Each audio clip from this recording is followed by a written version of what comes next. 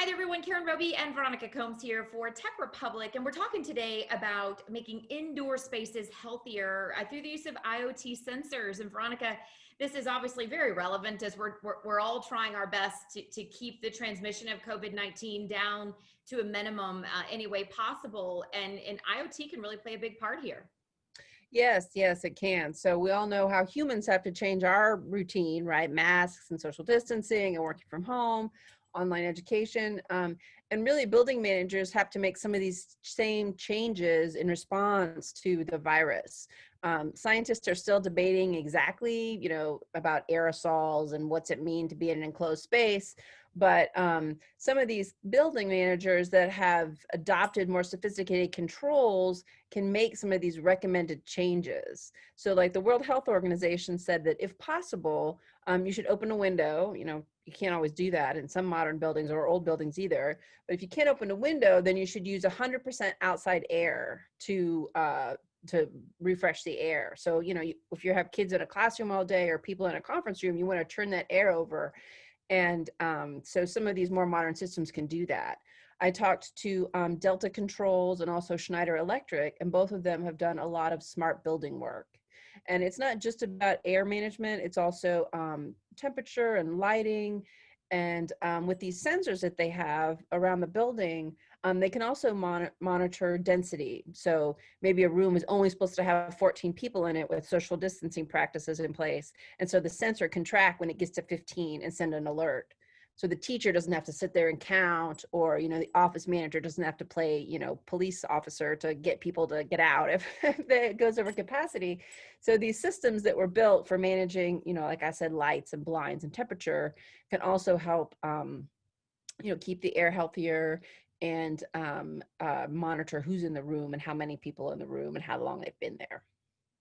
And it's so interesting to see, obviously we talk and do these videos and articles with so many different people from different industries. And it's really been interesting to see how certain technology is starting to become so much more even important now, and more companies are investing in it. AR and VR, of course, as a way to train employees without having to be in close contact. But IoT sensors are playing a bigger role. I'm hearing it from more and more companies who are investing in the technology. Maybe they had it on their radar for down the road, but the time is now.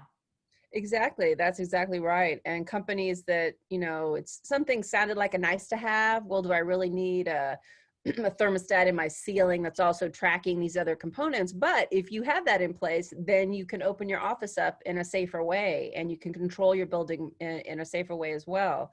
So maybe one space needs a lot more air changes than another. And if you have this dashboard, this literally push button, then you can do that. And another component of this is the expense, because if you're bringing in, cold air in the winter, you have to heat that air up before you blast it into a classroom.